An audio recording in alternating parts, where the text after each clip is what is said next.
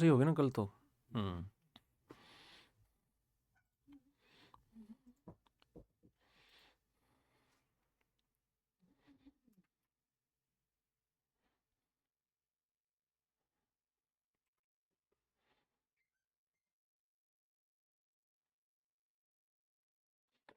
नमस्कार दोस्तों, स्वागत है आप सभी का आपकी अपनी इस कक्षा के अंतर्गत। मैं धर्म सिंह आप सभी दोस्तों का हार्दिक स्वागत करता हूं, हार्दिक अभिनंदन करता हूं। दोस्तों, आज का हमारा जो टॉपिक है वो है सेल, कोशिका। कोशिका की आज हम बात करेंगे। कोशिका एक बायोलॉजी का बहुत ही महत्वपूर्ण चैप्टर होता है। कोशिका जिसको हम क्या बोलते हैं, इसे कहा जाता है सेल। क्या होती है सेल? देखिए, अगर सेल शब्द की बात की जाए तो सेल शब्द जो है ये एक लैटिन वर्ड्स होता है, और लैटिन वर्ड्स का अर्थ क्या होता है? होलो स्पेस, यानी कि खाली भाग जो होता है। यानी कि ये सेल जो बना है ये कहाँ से बना है, अगर हम ये बात करें तो सेल जो शब्द है, ये सेल शब्द कहाँ से आया है? ये सेल शब्द आया है लैटिन लैंग्वेज से, लैटिन भाषा से आया है ये। ठीक है, और लैटिन भाषा के अंतर्गत ये शब्द कौन सा होता है? ये होता है सेल। और इस सेल की अगर हम मीनिंग की बात करें तो इस सेल का अर्थ होता है होलो स्पेस। सेल का अर्थ क्या होता है? होलो स्पेस। होलो स्पेस का मतलब होता है खाली भाग।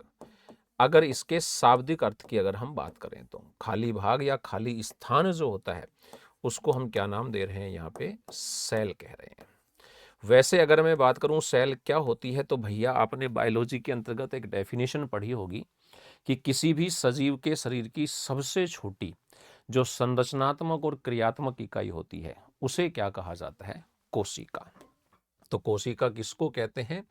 कोशिका कहा जाता है सजीव के शरीर की, सजीव के शरीर की, सजीव के शरीर की सबसे छोटी, सबसे छोटी संरचनात्मक व क्रियात्मक इकाई,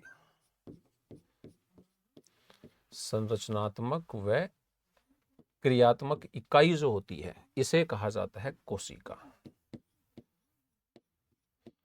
सबसे छोटी संरचनात्मक व क्रियात्मक इकाई को क्या कहते हैं? इसे कोशिका कहा जाता है। और यही जो होती है इसी लाइन को कहा जाता है कोशिका की परिभाषा। तो कोशिका की परिभाषा भी यही होती है। अब सवाल हमसे पूछा जाता है कि भाई कोशिका जो है इसकी परिभाषा वो किसने दी थी? तो कोशिका की परिभाषा जो है ये किसने दी थी? लुई एवं सीकेविटिज नामक वैज्ञानिक ने। कोशिका की परिभाषा किसने दी थी? दो वैज्ञानिक थे, एक लुई और एक दूसरा वैज्ञानिक था सीकेविट्ज। लुई एवं सीकेविट्ज नाम के जो वैज्ञानिक थे इन्होंने कोशिका की क्या की थी? परिभाषा दी थी। लुई एवं सीकेविट्ज ने क्या दी थी? कोशिका की परिभाषा दी थी। ठीक है, कि कोशिका क्या होती है? किसी भी सजीव के शरीर की सबसे छोटी संरचनात्मक व क्रियात्मक इकाई को क्या कहा जाता है? कोशिका कहा जाता है। अब बात करते हैं कि कोशिका जो है इसका अध्ययन क्या कहलाता है।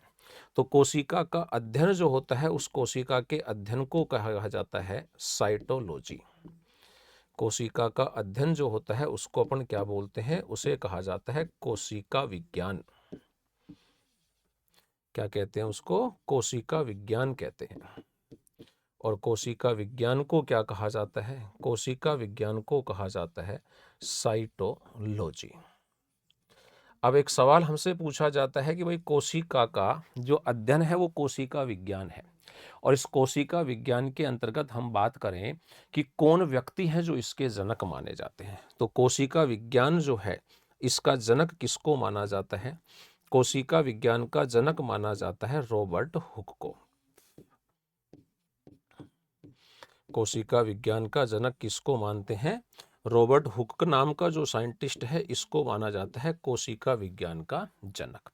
अब क्यों माना जाता है? क्योंकि सबसे पहले कोशिका को इसने देखा था, इसीलिए इसको कोशिका विज्ञान का क्या माना जाता है? जनक। लेकिन जब इन्होंने देखा था उस समय कोशिका के बारे में हमको बहुत कम जानकारियां प्राप्त हुई थी। और बहुत कम जानकारियां प्राप्त होने का रीज़न क्या था? उसका रीज़न ये था कि उस समय इन्होंने कोशिका को देखा था केवल किसकी सहायता से? एक लेंस की सहायता से, जिसको आप कह सकते हो कि भाई सूक्ष्मदर्शी की सहायता से देखा था। लेकिन वो सूक्ष्मदर्शी जो था वो बहुत ही अच्छी क्वालिटी का, बहुत अच्छी उसकी मैग्नीफिकेशन पावर नहीं थी, यानी कि आवर्धन क्षमता उसकी बहुत ज़्यादा नहीं थी। तो जैसे जैसे कोशिका के, यानी कि जैसे जैसे सूक्ष्मदर्शी की खोज होती गई, हमें कोशिका के बारे में कुछ और ज़्यादा जानकारियाँ क्या होने लगी? प्राप्त होने लगी। तो फिर जो ये कोशिका विज्ञान था, इसको पहले तो कहा जाता था केवल कोशिका विज्ञान, और अभी वर्तमान में इसका नाम फिर क्या रख दिया गया? तो अब हम इसको बोल देते हैं आधुनिक कोशिका विज्ञान। अभी हम इसको फिर क्या नाम दे देते हैं? तो अभी हम इसको नाम दे देते हैं आधुनिक कोशिका विज्ञान। अभी हम इसको नाम क्या दे देते हैं? अभी हम इसको नाम देते हैं आधुनिक कोशिका विज्ञान, हम इसको बोलते हैं। और ये आधुनिक कोशिका जो विज्ञान है, इसके जनक किसको माना जाता है? तो आधुनिक कोशिका विज्ञान के जनक माना जाता है स्वानसन नामक वैज्ञानिक को। किसको मानते हैं? स्वानसन नाम का वैज्ञानिक जो था, इसको आधुनिक कोशिका विज्ञान का क्या माना जाता है? जनक माना जाता है। फिर इसी तरीके से हम बात करें तो यही चीज जब हम भारत के संदर्भ में करते हैं तो उसको कहा जाता है भारतीय कोशिका विज्ञान। उसको क्या बोलते हैं हम? उसे हम कहते हैं भारतीय कोशिका विज्ञान, हम उसको कहते हैं, यानी कि इंडियन साइटोलॉजी हम कहते हैं। और इंडियन साइटोलॉजी जो है, इसके जनक किसको माना जाता है? तो इंडियन साइटोलॉजी के जनक माना जाता है प्रोफेसर A.K. शर्मा को। Professor A.K. शर्मा जो है, इनका पूरा नाम क्या होता है? इनका पूरा नाम, भारतीय है तो आप चाहें तो इनका पूरा नाम याद रख सकते हैं, और इनका पूरा नाम क्या है? प्रोफेसर अरुण कुमार शर्मा, ये इनका पूरा नाम होता है। ठीक है। अब इसी चीज को रिसर्च करने के लिए कि भाई जब हमने कहा कि माइक्रोस्कोप की खोज हुई, तो फिर माइक्रोस्कोप के खोजकर्ता कौन है? तो एक सवाल ये भी आ जाता है हमसे परीक्षा में कि भाई सूक्ष्मदर्शी जो है, इस सूक्ष्मदर्शी के खोजकर्ता कौन है? तो सूक्ष्मदर्शी के खोजकर्ता जिस व्यक्ति को माना जाता है, वो कौन होते हैं? उनका नाम होता है गैलीलियो। कौन है? गैलीलियो नाम के साइंटिस्ट जो हैं, उनको माना जाता है सूक्ष्मदर्शी के खोजकर्ता। ठीक है, माइक्रोस्कोप के डिस्कवरर, खोजकर्ता। विशेषकर आप इसको कहोगे कि आविष्कारकर्ता। खोजकर्ता की जगह आप क्या रखोगे? आविष्कार, क्योंकि एक शब्द यहाँ पे साइंस के अंतर्गत आता है खोज, और एक शब्द साइंस में आता है आविष्कार। सूक्ष्मदर्शी का आविष्कार किसने किया था? तो सूक्ष्मदर्शी का आविष्कार करने वाला कौन था? गैलीलियो था। अब आविष्कार क्यों शब्द काम में ले रहे हैं? क्योंकि खोज शब्द काम में आता है कब? जब बात की जाती है किसकी? कि कोई चीज पहले से मौजूद हो और उसके बारे में हमें नई जानकारियां प्राप्त करनी हो, तो हम उसको क्या कहते हैं? खोज कहते हैं। लेकिन कोई चीज जो इस यूनिवर्स, इस ब्रह्मांड में नहीं है और उसी का निर्माण करना, वो फिर क्या कहलाता है? आविष्कार कहलाता है। ठीक है। अब इन चीजों को पढ़ने के लिए, या भारत के अंतर्गत कुछ ऐसी संस्थाएं हैं जिनके बारे में हम बात करें, तो वो संस्था कौन सी है भारत के अंतर्गत? एक होता है भारत के अंतर्गत जिसका नाम होता है, अच्छा एक लाइन और लिख देता हूं पहले, कोशिका के अंगों का अध्ययन। कोशिका के अंगों का अध्ययन। और कोशिका के अंगों का जो अध्ययन होता है वो क्या कहलाता है? कोशिका के अंगों का अध्ययन कहलाता है कोशिका जीव विज्ञान। वो क्या कहलाता है? वो कहलाता है कोशिका जीव विज्ञान कहते हैं उसको। कोशिका जीव विज्ञान को अंग्रेजी में कहा जाता है सेल बायोलॉजी। कोशिका को अंग्रेजी में क्या कहते हैं? इसे कहा जाता है सेल बायोलॉजी के नाम से हम इसको जानते हैं। तो ये होता है हमारा सेल बायोलॉजी। ठीक है। उसके बाद अब यहां पर बात करें कि एक संस्था भारत के अंतर्गत होती है जिसका नाम होता है, जिसको अपन बोलते हैं भारतीय कोशिका विज्ञान केंद्र। भारतीय कोशिका विज्ञान केंद्र कहा जाता है उसको। और ये भारतीय कोशिका विज्ञान केंद्र जो है, ये क्या है भाई? भारतीय कोशिका विज्ञान केंद्र जो है ये कहाँ पर है? ये है पुणे में। कहाँ पर है ये? पुणे के अंतर्गत है ये, पुणे में स्थापित है ये, ठीक है। और एक संस्था होती है कोशिकीय एवं आणविक जीव विज्ञान केंद्र। एक संस्था है जिसका नाम क्या है? कोशिकीय एवं आणविक, कोशिकीय एवं आणविक जीव विज्ञान केंद्र। एक संस्था ये है, कोशिकीय एवं आणविक जीव विज्ञान केंद्र। और ये संस्था कहाँ है भाई? तो ये संस्था है दोस्तों हैदराबाद में। ये संस्था कहाँ है? ये संस्था है हैदराबाद के अंतर्गत है। इस संस्था का एक शॉर्ट नेम भी होता है और ज्यादातर परीक्षाओं के अंतर्गत वो इसी नाम से पूछता है। इसको शॉर्ट में क्या कहा जाता है? इसको शॉर्ट में कहा जाता है CCMB। और ये CCMB जो है इसका पूरा नाम क्या है? इसका पूरा नाम है सेंटर फॉर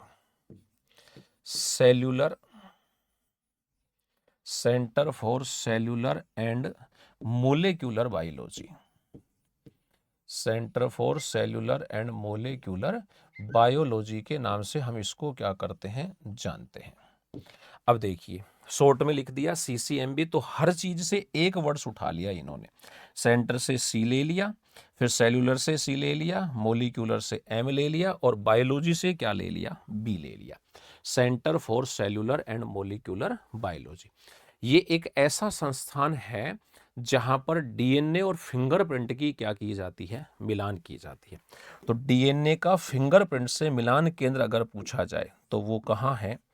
DNA एवं फिंगरप्रिंट, DNA एवं फिंगरप्रिंट मिलान जो केंद्र है वो कहाँ पर है? वो इसी संस्था के अंतर्गत स्थापित किया गया है जहां पर हमारे DNA की फिंगरप्रिंट से क्या की जाती है? मिलान की जाती है।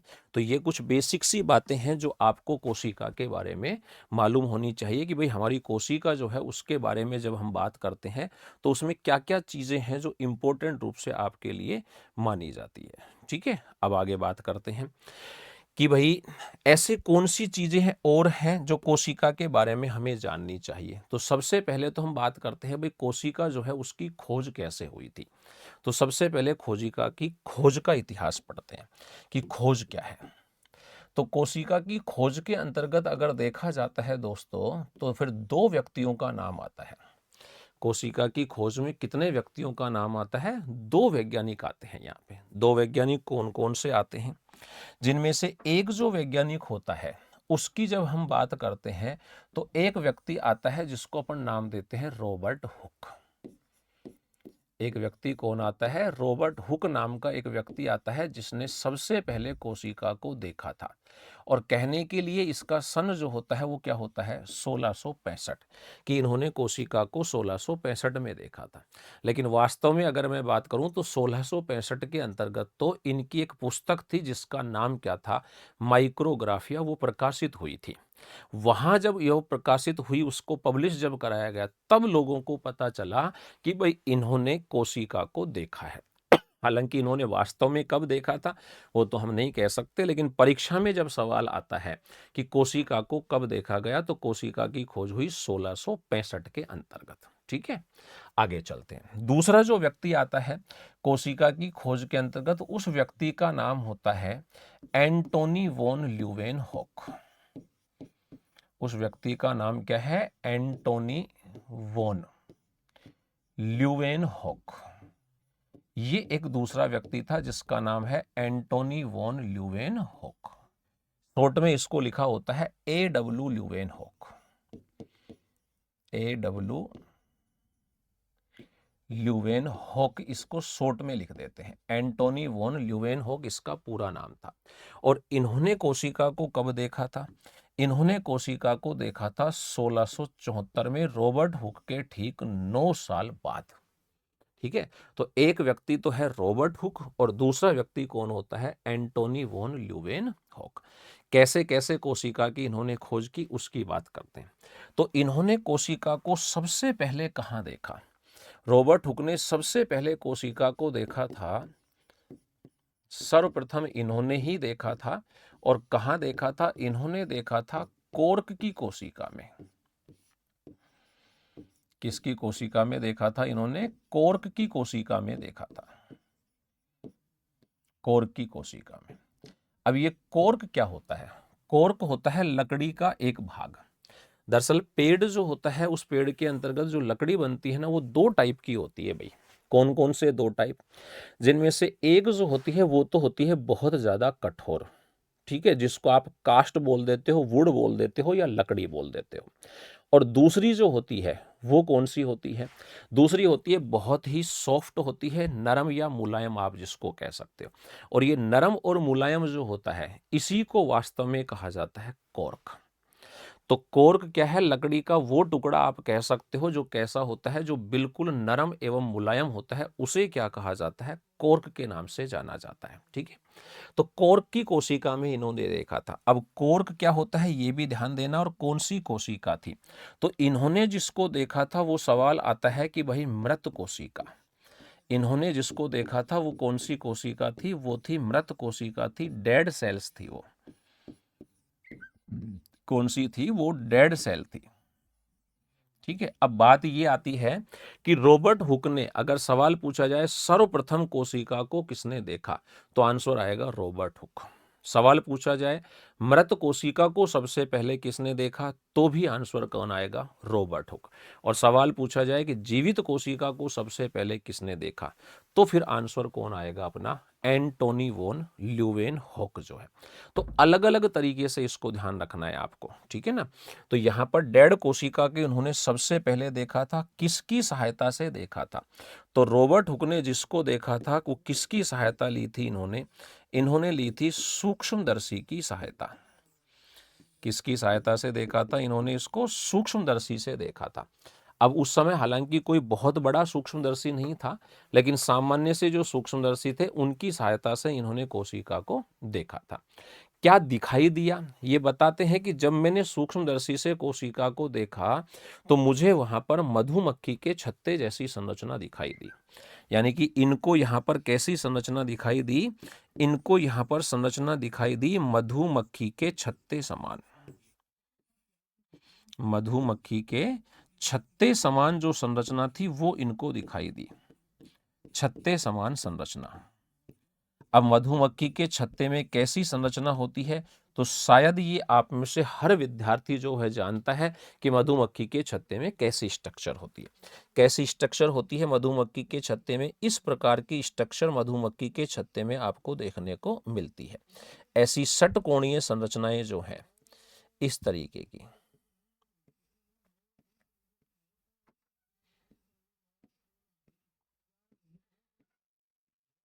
इस तरीके की संरचनाएं आपको देखने को मिलती है। अब इनको सबको उसने कोशिका नहीं कहा था।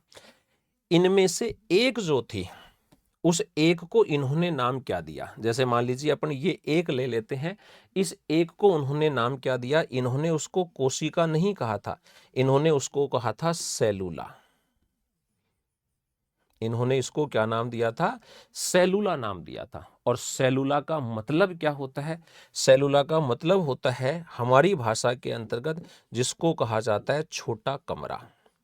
यानी कि इन्होंने जिसको देखा वो कैसी संरचना थी? एक छोटे कमरे जैसी संरचना थी। और इस छोटे जैसी कमरे जैसी संरचना को ही बाद में क्या नाम दिया गया था? कोशिका नाम दिया गया था। तो यहाँ पे सवाल हो गया कि सबसे पहले किसने देखा? रॉबर्ट हुक ने। कहाँ देखा? कॉर्क में देखा। कैसी कोशिका को देखा? मृत कोशिका को। तो मृत कोशिका की खोज या सबसे पहले कोशिका की खोज किसने की थी? रॉबर्ट हुक ने। उसके बाद आता है दूसरा व्यक्ति जिसका नाम क्या था? Antony von Leeuwenhoek. और इन्होंने कोशिका को कहाँ देखा था? इन्होंने कोशिका को देखा था तालाब के जल में। इन्होंने कोशिका को कहाँ देखा था? तालाब के जल में देखा था, तालाब के जल में। और किसकी कोशिका थी वो कोशिका थी जीवाणु की।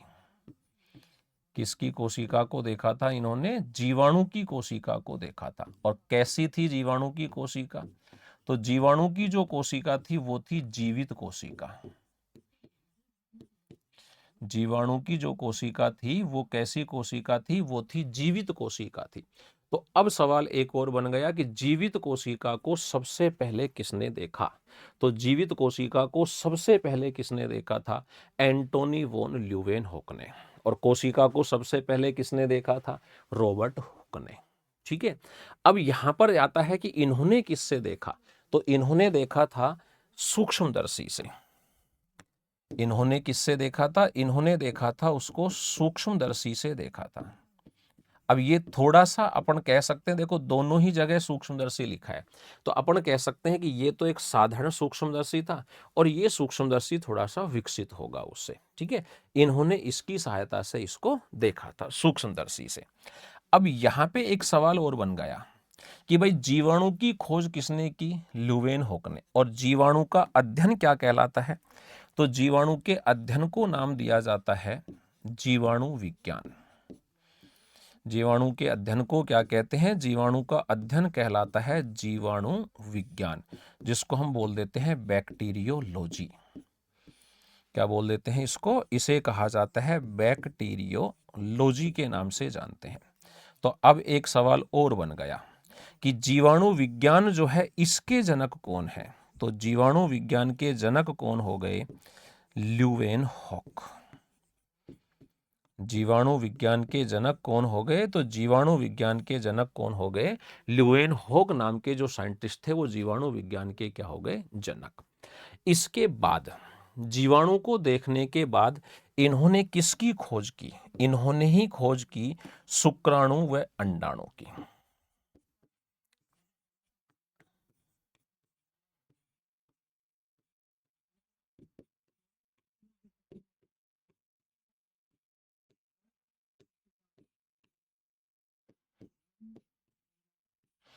किसने की थी? वो भी किसने की थी? ल्यूवेनहॉक ने ही की थी।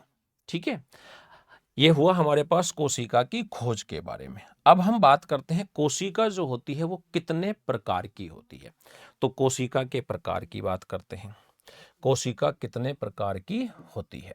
तो प्रकार, कोशिका जो होती है सेल टाइप। कोशिका जो है ये कितने प्रकार की है भाई? तो कोशिका होती है दो प्रकार की। कौन कौन से? एक जो कोशिका होती है उसे कहा जाता है प्रोकैरियोटिक कोशिका। एक कोशिका को हम क्या कहते हैं? एक कोशिका को कहा जाता है प्रोकैरियोटिक और दूसरी कोशिका को कहा जाता है यूकैरियोटिक। ठीक है, तो कोशिका कितने प्रकार की होती है? कोशिका होती है दो प्रकार की। कौन कौन से? जिसमें से फर्स्ट जो होती है उसका नाम होता है प्रोकैरियोटिक। प्रोकैरियोटिक सेल्स, इसी नाम से इसका अर्थ हमको पता चलेगा। तो प्रोकैरियोटिक सेल्स, जिसको आप हिंदी में बोलते हो पूर्व केंद्र की, जिसको हिंदी में क्या कहा जाता है? पूर्व केंद्र की कहते हैं इसको। तो पूर्व केंद्र की ये कोशिका। दूसरी की अगर हम बात करें तो दूसरी जो होती है वो होती है दोस्तों यूकैरियोटिक। सेकंड जो होती है वो कौन सी होती है? वो होती है यूकैरियोटिक। यूकैरियोटिक सेल्स कहते हैं इसको, और इसको कहा जाता है पश्च केंद्र की। इसको नाम क्या देते हैं? इसको कहा जाता है पश्च केंद्रकी के नाम से हम इसको जानते हैं। हालांकि वैसे हिंदी में इनके एक और भी नाम होते हैं। इसको कहा जाता है असीम केंद्रकी, इसको बोलते हैं असीम केंद्रकी, और इसको कहा जाता है शैसीम केंद्रकी। ये दो तरीके की होती हैं, ठीक है ना। लेकिन आप याद रखो पूर्व केंद्रकी, और दूसरी को क्या याद रखो आप? पश्च केंद्रकी के नाम से याद रखो। अब देखिए पूर्व केंद्रकी की अगर मैं बात करूं तो इसके नाम से इसका अर्थ निकालो, प्रो। यहां पर दो शब्द है भाई। दो शब्द कौन कौन से हैं? एक शब्द यहां पे है प्रो, और प्रो का मतलब क्या होता है उसकी भी बात करेंगे। और एक शब्द यहां पे है कैरियन। एक शब्द यहां पे कौन है? एक शब्द है यहां पे कैरियन। प्रो, प्रो का मतलब क्या होता है? प्रो का मतलब होता है बिफोर। आजकल प्रो का मतलब आप समझ रहे होगे एडवांस जो होता है, बिफोर। तो प्रो का मतलब क्या है? प्रो का मतलब तो है बिफोर। और कैरियन, कैरियन जो होता है इसका मतलब किससे लिया जाता है? न्यूक्लियस। इसका मतलब क्या है? न्यूक्लियस। तो एक तो बिफोर और दूसरा शब्द कौन सा है? न्यूक्लियस। बिफोर। बिफोर का मतलब क्या होता है? बिफोर का मतलब होता है पूर्व यानी कि पहले। बिफोर का मतलब क्या होता है? बिफोर का मतलब है पूर्व यानी कि पहले। और न्यूक्लियस का मतलब होता है केंद्रक। न्यूक्लियस का मतलब क्या है? न्यूक्लियस का मतलब होता है केंद्रक। यानी कि अब इसका अर्थ आप क्या निकालोगे? तो इसका अर्थ निकलता है कि केंद्रक बनने से पहले। इसका अर्थ क्या निकलता है? इसका अर्थ निकलता है केंद्रक निर्माण से पहले। केंद्रक निर्माण से पूर्व। केंद्रक निर्माण से पहले की बात करेंगे अपन। तो ये केंद्रक निर्माण से पहले की क्या है? ये भाई कोशिका। अब अपने दिमाग में ये आता है कि केंद्रक निर्माण से पहले की, इसका मतलब इनमें केंद्रक नहीं था। लेकिन ऐसा नहीं है। ऐसी कोई भी कोशिका नहीं है जिसमें केंद्रक नहीं होता। अब ये हो सकता है कि कुछ कोशिकाओं में विकसित केंद्रक हो, या फिर कुछ कोशिकाएं ऐसी हो सकती हैं जिनमें केंद्रक जो होता है उसके जैसी संरचना हो। बाकी केंद्रक जैसी संरचना पाई सब में जाएगी। किसी में वो कम विकसित हो सकती है और किसी के अंतर्गत वो ज्यादा विकसित होती है, बाकी पाई जाती है प्रत्येक सेल्स के अंतर्गत। तो केंद्रक निर्माण से पहले का मतलब इनमें सुविकसित केंद्रक नहीं था। आप क्या कह सकते हो कि इनमें क्या नहीं था? इनमें सुविकसित केंद्रक नहीं था। इनमें क्या था? इनमें सुविकसित केंद्रक का क्या था? अभाव था। इनमें सुविकसित केंद्रक का क्या था? अभाव। अब सुविकसित केंद्रक का मतलब, सुविकसित केंद्रक का मतलब इनमें केंद्रक के ऊपर केंद्रक झिल्ली जो थी वो अनुपस्थित थी। केंद्रक पर केंद्रक झिल्ली, केंद्रक पर केंद्रक झिल्ली क्या थी? इनमें अनुपस्थित। केंद्रक झिल्ली क्या थी? इनमें अनुपस्थित थी। साथ ही हम बात करें तो इनमें जो कोशिका के अंग होते हैं वो इनमें नहीं पाए जाते थे। यानी कि सेल ऑर्गन्स जो थे वो भी इनमें क्या थे? एब्सेंट थे। कोशिकांग, सेल ऑर्गेनेल्स जिसको कहा जाता है, वो कोशिकांग भी इसमें क्या थे? अनुपस्थित थे। तो ऐसी कोशिकाओं को हमने क्या नाम दे दिया? ऐसी कोशिकाओं को हमने नाम दे दिया प्रोकैरियोटिक कोशिका। अब इसी के अपोजिट अगर हम चलते हैं तो यहां पे देखिए, यहां पे आपको क्या देखने को मिलेगा? इसमें भी आपको दो शब्द देखने को मिल रहे हैं। एक शब्द तो है ईयू और एक शब्द कौन है? कैरियोन। अब कैरियोन का अर्थ तो अपने को पता ही है। ईयू के अर्थ की बात करते हैं। ईयू का मतलब होता है आफ्टर और कैरियोन का मतलब हो गया न्यूक्लियस। आफ्टर का मतलब हो गया, आफ्टर का मतलब हो गया हिंदी में बात करें तो बाद में, या फिर क्या हो गया? पश्च। और न्यूक्लियस का मतलब क्या हो गया? केंद्रक। यानी कि ये जो कोशिकाएं थी वो केंद्रक निर्माण के बाद की कोशिका थी। ठीक है, तो ये कौन सी कोशिकाएं थी? ये कोशिकाएं थी केंद्रक के निर्माण के बाद।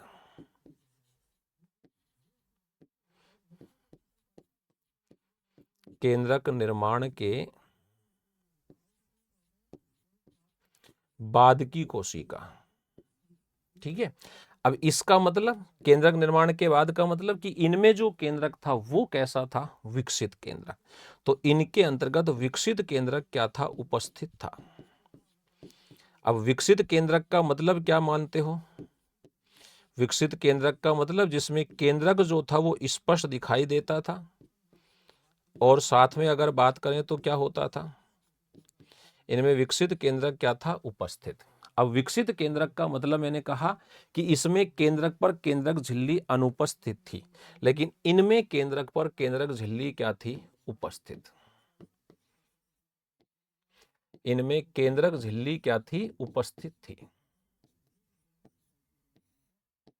इनमें केंद्रक झिल्ली क्या थी? प्रेजेंट थी। केंद्रक झिल्ली इनमें क्या थी? उपस्थित थी। ठीक है, और केंद्रक झिल्ली के साथ साथ क्या थे? केंद्रक झिल्ली के साथ साथ कोशिकांग जो है, केंद्रक झिल्ली के साथ साथ बात करूं तो कोशिकांग भी इनमें क्या थे, उपस्थित थे। अब कौन सी कोशिकाएं आती है, एग्जाम्पल की बात करूं तो इसके अंतर्गत जो यूकैरियोटिक सेल्स है, इसके अंतर्गत जो कोशिकाएं हैं वो कौन सी आती है। तो इसके एग्जाम्पल के लिए अगर हम बात करें तो कौन सी आती है, सभी जंतु व पादप कोशिका, जंतु व पादप कोशिका जो है वो इसका एग्जाम्पल है। और इसमें अगर हम बात करें तो इसके एग्जाम्पल में कौन आते हैं, इसके एग्जाम्पल में आते हैं जीवाणु, और कौन होते हैं, बीजीए। बीजीए का मतलब blue green algae, blue green algae, नीले हरे शैवाल जिसको अपन बोलते हैं, नीले हरे शैवाल। और इसके अलावा इसमें कौन आते हैं, इसके अलावा इसमें आता है एक पीपीएलओ। पीपीएलओ क्या होता है, प्लूरोन्यूमोसिंटिस लाइक ऑर्गेनिज्म, ये इसका पूरा नाम होता है। ठीक है ना, क्या नाम है इसका पूरा, मैं लिख भी देता हूं, इसका पूरा नाम होता है प्लूरो न्यूमोसिंटिस, प्लूरोन्यूमोसिंटिस लाइक ऑर्गेनिज्म, लाइक ऑर्गेनिज्म, ये इसका पूरा नाम होता है। शॉर्ट में इसको कहा जाता है पीपीएलओ। और ये है ना थोड़ा इंपॉर्टेंट हो जाता है। इंपॉर्टेंट क्यों हो जाता है ये, क्योंकि इसके अंतर्गत पूर्व केंद्र की जो है उनमें जितनी भी कोशिकाएं होंगी उन सब के ऊपर सेल वॉल पाई जाती है, कोशिका भित्ति उपस्थित होती है, जबकि इसके अंतर्गत सेल वॉल क्या होती है, अनुपस्थित होती है। तो पीपीएलओ जो होता है ये क्या होता है, पीपीएलओ जो है ये प्रोकैरियोटिक सेल्स का क्या माना जाता है, अपवाद माना जाता है। क्या मानते हैं इसको, इसको प्रोकैरियोटिक सेल्स का एक्सेप्शन माना जाता है, इसको प्रोकैरियोटिक कोशिका का अपवाद माना जाता है। अब अपवाद क्यों माना जाता है, तो मैंने कहा इनके ऊपर सेल वॉल यानी कि कोशिका भित्ति क्या होती है, अनुपस्थित होती है। तो इसमें सेल वॉल, कोशिका भित्ति क्या होती है इसमें, अनुपस्थित। इसमें कोशिका भित्ति क्या है, एब्सेंट होती है, इसलिए इसको प्रोकैरियोटिक कोशिका का क्या माना जाता है, अपवाद माना जाता है। तो दो सिंपल सी लाइनें याद रखो, वे सभी कोशिकाएं जिनके अंतर्गत कोशिका के ऊपर केंद्रक के ऊपर केंद्रक झिल्ली व कोशिकांग अनुपस्थित होते हैं, वो क्या कहलाती हैं, अपनी प्रोकैरियोटिक कोशिका। और वे कोशिकाएं जिनके अंतर्गत केंद्रक झिल्ली व कोशिकांग उपस्थित होते हैं वो क्या कहलाती हैं, अपनी वो यूकैरियोटिक कोशिका के नाम से उनको हम जानते हैं। अब बात करते हैं इनमें सबसे छोटी और सबसे बड़ी कौन सी होती है। तो दोनों के अंतर्गत अपन बात करेंगे, और दोनों के अंतर्गत बात करेंगे तो कौन कौन सी आती है उसको देखते हैं अपन। चलिए भाई, अपन सबसे पहले बात करते हैं प्रोकैरियोटिक की और उसके बाद करते हैं यूकैरियोटिक की।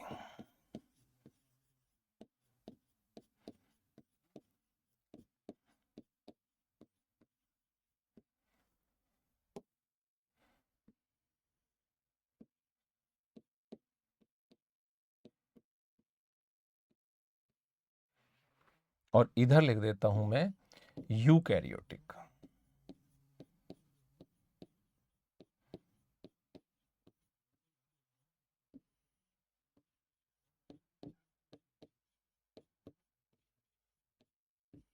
देखिए, इसके अंतर्गत अगर हमसे पूछा जाए, किसमें, प्रोकैरियोटिक में अगर हमसे पूछा जाए कि सबसे छोटी कौन है, इसकी सबसे छोटी कोशिका अगर हमसे पूछी जाए तो उसका नाम होता है डायलिस्टर न्यूमोसिंटिस। क्या नाम है उसका, डायलिस्टर न्यूमोसिंटिस।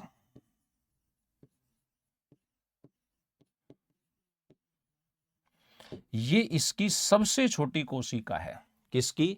प्रोकैरियोटिक कोशिका की सबसे छोटी कोशिका कौन होती है? डायलिस्टर न्यूमोसिंटिस। और अगर हम बात करें इसकी सबसे बड़ी, तो इसकी सबसे बड़ी कौन सी होती है?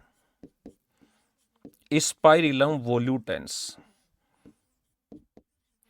इसकी सबसे बड़ी अगर हमसे पूछी जाए तो वो कौन सी होती है? वो होती है वो स्पाइरिलम। हिंदी में भी लिख देता हूं, स्पाइरिलम वोल्यूटेंस।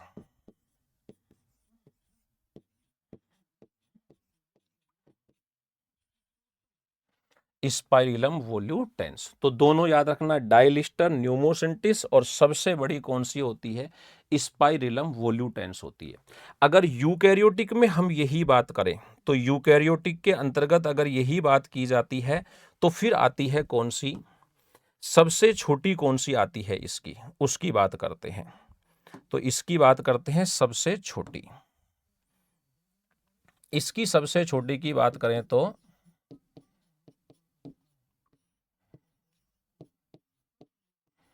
वही आता है अपना कौन सा? PPLO।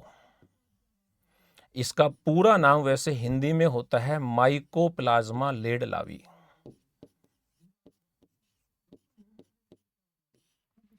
माइकोप्लाज्मा लेड लावी, ठीक है। उसके बाद इसकी सबसे बड़ी की अगर बात की जाती है तो फिर कौन सी आती है? तो इसकी सबसे बड़ी में आती है शुतुरमुर्ग का अंडा।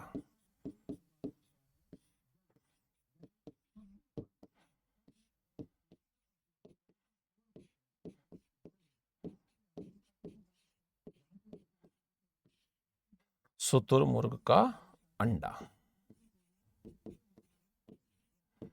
ये होती है इसकी सबसे बड़ी, ठीक है। दोनों के अंतर्गत अलग अलग है। इसमें सबसे छोटी होती है डायलिस्टर न्यूमोसिंटिस, इसमें सबसे बड़ी होती है स्पाइरिलम वोल्यूटेंस। यूकैरियोटिक में सबसे छोटी होती है PPLO और सबसे बड़ी कौन सी होती है? शुतुरमुर्ग का अंडा। अगर मैं बात करूं पौधों के अंतर्गत और मनुष्यों के अंतर्गत अगर मैं बात करूं तो क्या होगा, तो उसको भी देख लेते हैं। पादपों में, मनुष्यों में सबसे छोटी बात कर लेते हैं अपन।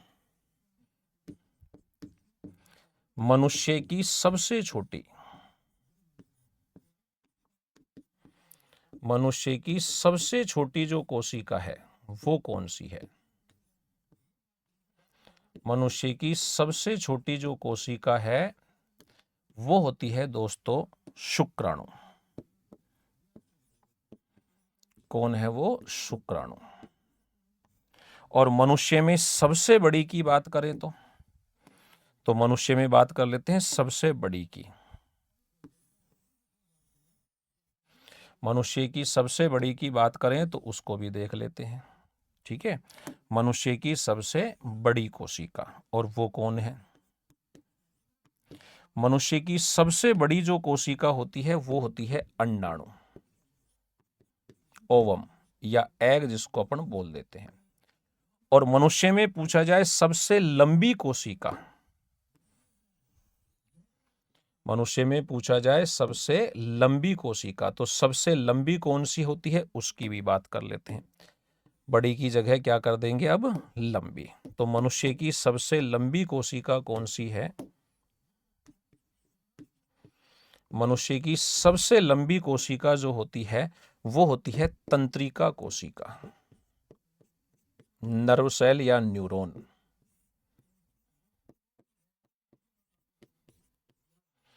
तंत्रिका कोशिका जिसको क्या कहा जाता है? न्यूरॉन के नाम से जिसको हम जानते हैं, नर्व सेल जो होती है। ऐसे ही अगर पूछा जाए पादपों में सबसे लंबी कोशिका कौन सी है, तो पादपों की सबसे लंबी कोशिका होती है भाई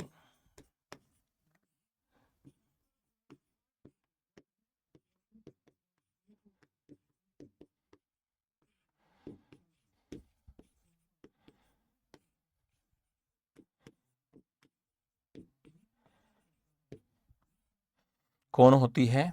ये एक पौधा होता है जिसका नाम होता है रेमी। उस रेमी के जो धागे होते हैं वो सबसे बड़े होते हैं।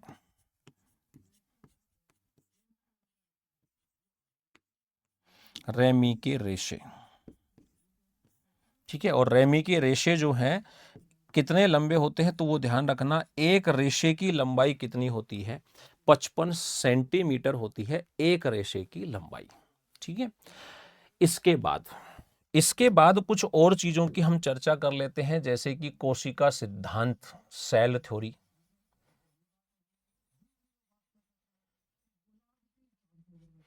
कोशिका सेल, या जिसको अपन बोल देते हैं सेल थ्योरी,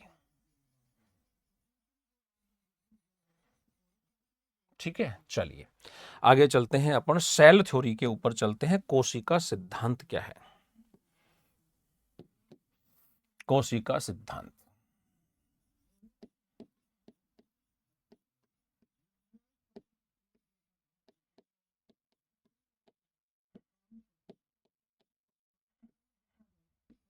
कोशिका सिद्धांत क्या बोलते हैं इसको? सेल थ्योरी कहा जाता है इसको।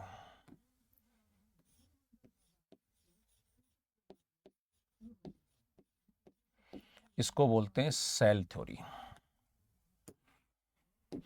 किसने की थी इसकी शुरुआत, उसकी बात करते हैं। तो इसकी शुरुआत की थी, इसको प्रारंभ किया गया था 1824 में। शुरुआत, प्रारंभ इसका कब से माना जाता है? 1824 से इसका प्रारंभ माना जाता है। और किसने किया था? H J ड्यूट्रोसेट। एच जे ड्यूट्रोसेट नाम का एक साइंटिस्ट था जिसने इसकी क्या की थी? शुरुआत की थी। लेकिन ये कुछ बता नहीं पाए थे, लेकिन इन्होंने सोच लिया था कि इस तरीके का कुछ होता है, तो एच जे ड्यूट्रोसेट थे और इन्होंने इसको नाम दिया था शुरू में कोशिकावाद। इन्होंने इसको शुरू में नाम क्या दिया था? कोशिकावाद नाम दिया था इन्होंने इसको, ठीक है। लेकिन इसकी वास्तविक शुरुआत कब हुई? तो इसकी वास्तविक शुरुआत मानी जाती है सन 1838-39 से। कब से मानी जाती है? सन 1838 और 39 में। 1838 के अंतर्गत एक वैज्ञानिक आया जिसका नाम क्या था? Matthias Schleiden. और वो एक पादप वैज्ञानिक था। क्या नाम था उसका? 1838 में आता है एक साइंटिस्ट जिसका नाम क्या था? Matthias Schleiden. इस नाम का एक साइंटिस्ट था मैथियस स्लाइडेन। और क्या था ये? एक पादप वैज्ञानिक था ये। इन्होंने सबसे पहले कोशिका सिद्धांत दिया था। और किसके आधार पर दिया था इन्होंने? इन्होंने दिया था पादप कोशिका के आधार पर।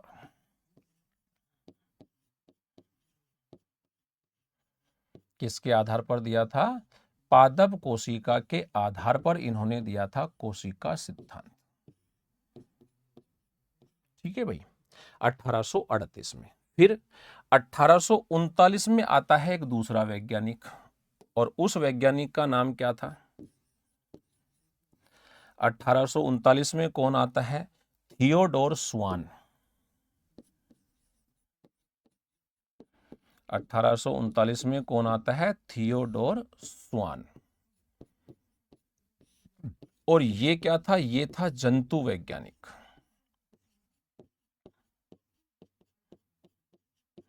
ये था जंतु वैज्ञानिक। और इसने किसके आधार पर दिया? इसने दिया था जंतु कोशिका के आधार पर।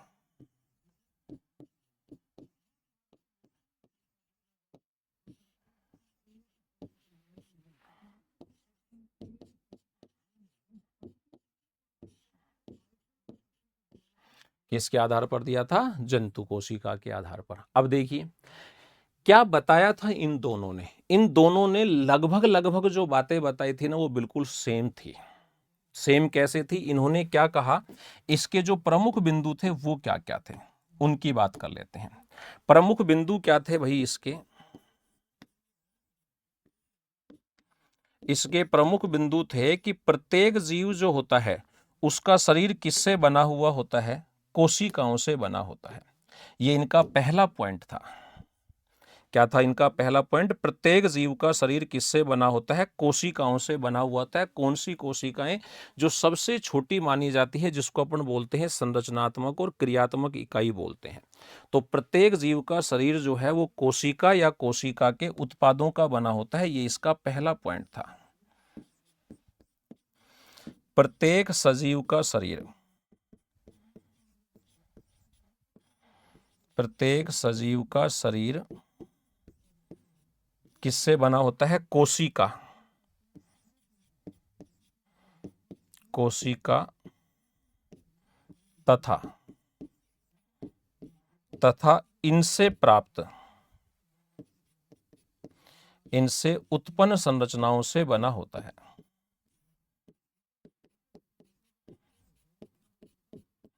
इनसे उत्पन्न संरचनाओं से बना होता है।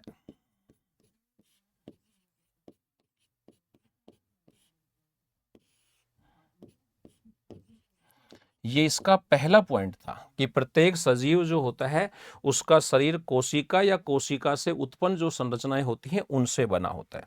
दूसरा पॉइंट इन्होंने क्या कहा? दूसरा पॉइंट इन्होंने कहा कि जीव के शरीर में, दूसरा पॉइंट इन्होंने क्या कहा कि जीव के शरीर में, जीव के शरीर में कोशिका, जीव के शरीर में कोशिका जैविक, जैविक व उपापचयी क्रियाओं की, जैविक व उपापचयी क्रियाओं की इकाई होती है।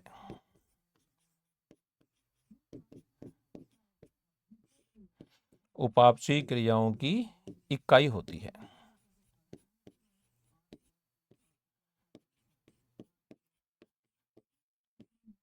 ये इनका दूसरा पॉइंट था। और तीसरा पॉइंट था कि कोशिकाएं जो होती हैं उनका निर्माण किससे होता है?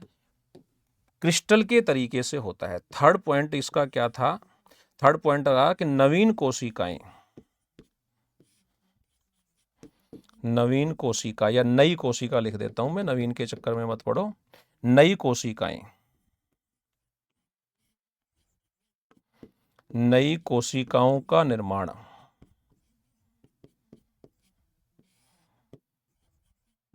नई कोशिकाओं का निर्माण क्रिस्टल बनने की तरह होता है।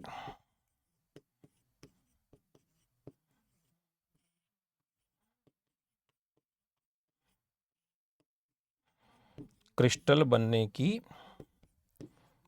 तरह होता है।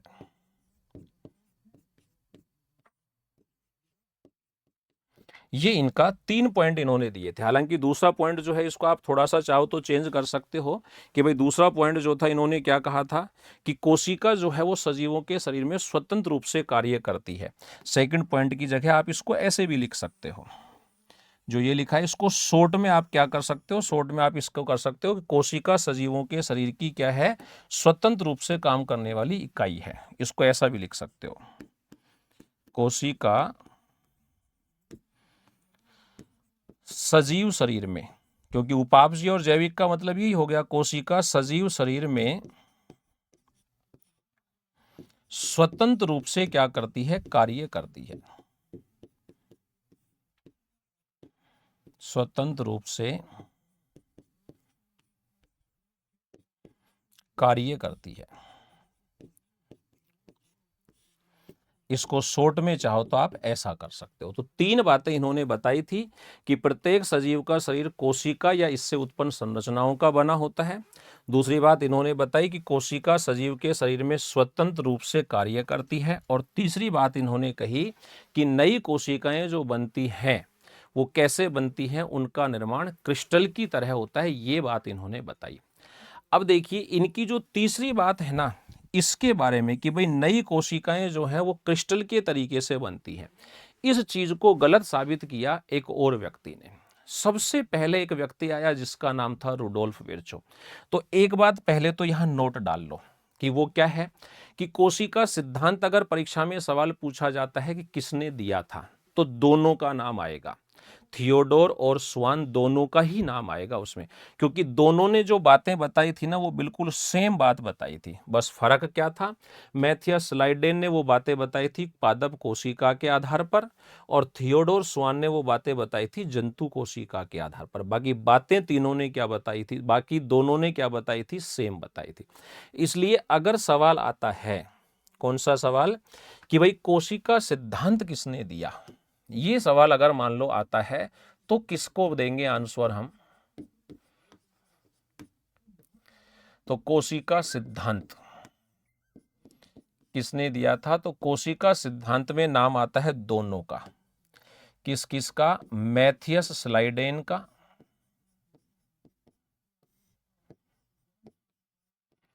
मैथियस स्लाइडेन, और दूसरा कौन आता है, थियोडोर स्वान,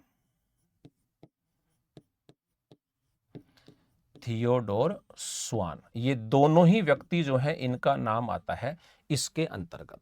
ठीक है, लेकिन अब यहां पे एक बात क्या आई कि इन्होंने जो तीसरा पॉइंट दिया था कि भाई नई कोशिकाएं जो हैं वो क्रिस्टल के तरीके से बनती हैं, इससे पहले एक और वैज्ञानिक आया जो उसका नाम क्या था, रुडोल्फ विर्चोव, और उसने सबसे पहले कहा था कि नई कोशिकाओं का निर्माण जो होता है वो पुरानी कोशिकाओं में विभाजन से होता है। तो कौन सा व्यक्ति आया, व्यक्ति का नाम था रुडोल्फ विर्चोव। व्यक्ति का नाम क्या था, उस व्यक्ति का नाम था रुडोल्फ विर्चोव।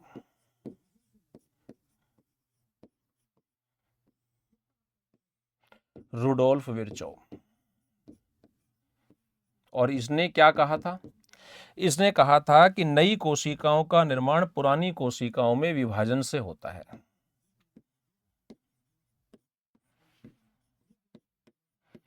नई कोशिका का निर्माण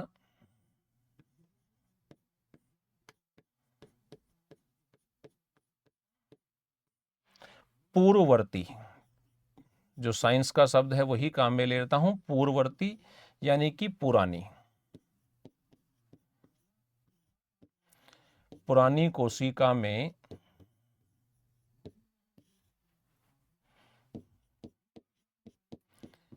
विभाजन से, नई कोशिका का निर्माण पुरानी कोशिका में विभाजन से होता है। ये बात इस व्यक्ति ने कही थी। ठीक है, और इसकी इस बात को साबित किसने किया, इसकी इस बात को साबित किया एक दूसरे वैज्ञानिक ने जिसका नाम क्या था, पुरकिंजे। ठीक है ना, तो इसका प्रायोगिक सत्यापन, ठीक है ना। अब ये बात जो है, तो इसका मतलब पुराना जो कोशिका सिद्धांत था, उस पुराने कोशिका सिद्धांत की जो ये तीसरी लाइन थी ये गलत हो गई। अब गलत हो गई तो ये कोशिका सिद्धांत जो था ये गलत तो नहीं हुआ जो 1848-39 में था, लेकिन इसको थोड़ा सा चेंज कर दिया गया, और चेंज करके वर्तमान में क्या दे दिया गया, अब कोशिका सिद्धांत की जगह आ जाता है आधुनिक कोशिका सिद्धांत। अब कोशिका सिद्धांत की जगह कौन आ जाता है, तो इसकी जगह आ जाता है आधुनिक कोशिका सिद्धांत, मॉडर्न सेल थ्योरी, आधुनिक कोशिका सिद्धांत। और आधुनिक कोशिका सिद्धांत को देने वाले कौन हैं, इसको देने वाले चार व्यक्ति हैं। कौन कौन, वान मोल, पुरकिंजे, एक नेगली, और एक होता है विर्चोव। विर्चोव, वानमोल, पुरकिंजे और नेगली, ये चार व्यक्ति आ जाते हैं जिन्होंने नया कोशिका सिद्धांत दिया था। उस नए कोशिका सिद्धांत का नाम क्या हो गया, उसका नाम हो गया आधुनिक कोशिका सिद्धांत। अब ये आधुनिक जो कोशिका सिद्धांत है इसके बिंदु क्या हैं, तो इसके भी सेम ही बिंदु रहेंगे कि नई कोशिकाएं या कोई भी सजीव जो होता है उसका शरीर कोशिका या उससे उत्पन्न संरचनाओं से बना होता है। तो पहला पॉइंट तो सेम ही था। इसके पॉइंट क्या थे, इसके प्रमुख बिंदुओं में पहला था प्रत्येक सजीव का शरीर, प्रत्येक सजीव का शरीर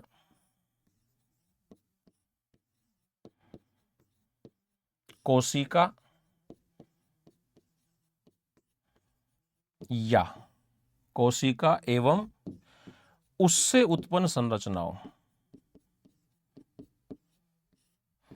एवं उससे उत्पन्न संरचनाओं से बना होता है।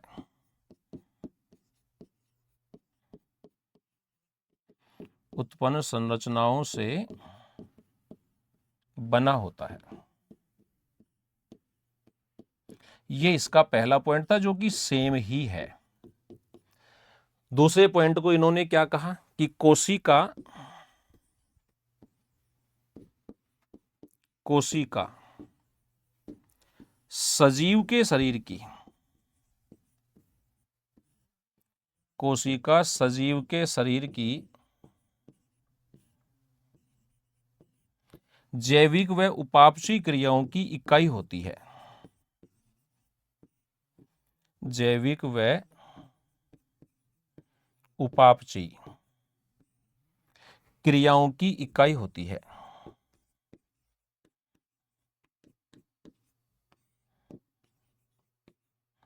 उपापचयी क्रियाओं की क्या है? इकाई है। तीसरा पॉइंट इन्होंने क्या कहा? तीसरा पॉइंट इन्होंने कहा कि कोशिकाएं जो होती हैं, थर्ड पॉइंट में इन्होंने कहा कोशिका शरीर की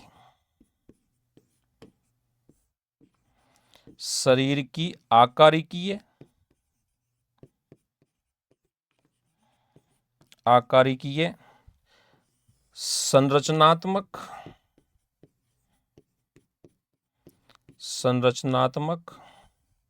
शारीरिकीय यानी कि कार्यात्मक भी लिख सकते हो,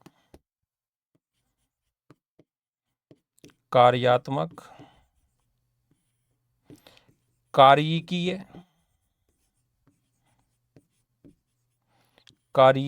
इकाई के साथ, कार्यकीय इकाई होने के साथ आनुवांशिक इकाई भी है।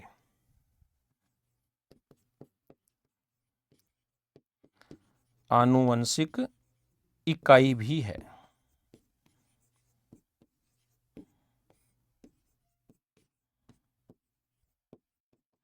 और अंतिम बात जिसको इन्होंने गलत किया था वो अंतिम बात भी आ जाएगी इसमें कि नई कोशिकाओं का निर्माण पुरानी कोशिका में विभाजन से होता है। नई कोशिका पुरानी कोशिका में विभाजन से बनती है।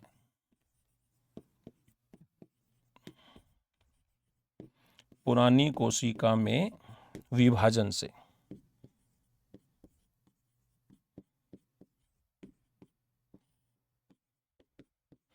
विभाजन से प्राप्त होती है, विभाजन से बनती है, ऐसे लिखेंगे, बनती है।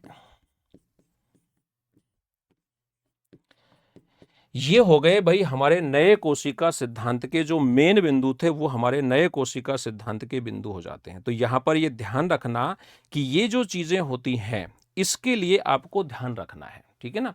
अब ये बात ध्यान रखना जो मैंने आपको कहा है कि इसको सबसे पहले सिद्ध किसने किया था? रुडोल्फ विर्चोव ने, ठीक है। इसका प्रायोगिक सत्यापन रुडोल्फ विर्चोव ने तो क्या किया था?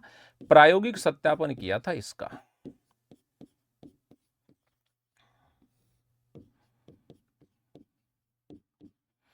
और कथन किसका था? ये वाला जो कथन है ये किसने कहा था? तो ये कथन दिया था नेगली ने। दो अलग अलग व्यक्ति हैं, इसमें ध्यान रखना। कथन किसने दिया था? कथन दिया था ये नेगली ने।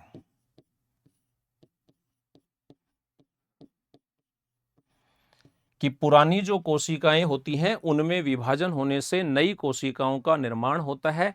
ये बात कही तो सबसे पहले किसने थी? ये बात सबसे पहले कही थी नेगली ने 1846 में। और इसका सत्यापन कब हुआ था? सत्यापन हुआ था रुडोल्फ विर्चोव के द्वारा। कब हुआ था? 1855 में। तो कही तो कब की गई थी? ये 1846 में नेगली ने ये बात कही थी। कथन, ये जो लाइन लिखी हुई है ये कथन किसका था? नेगली का।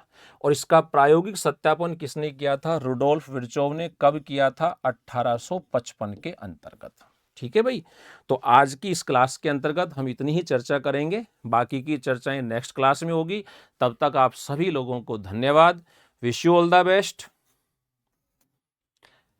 Have a nice day. खुश रहें, मस्त रहें और पढ़ते रहें।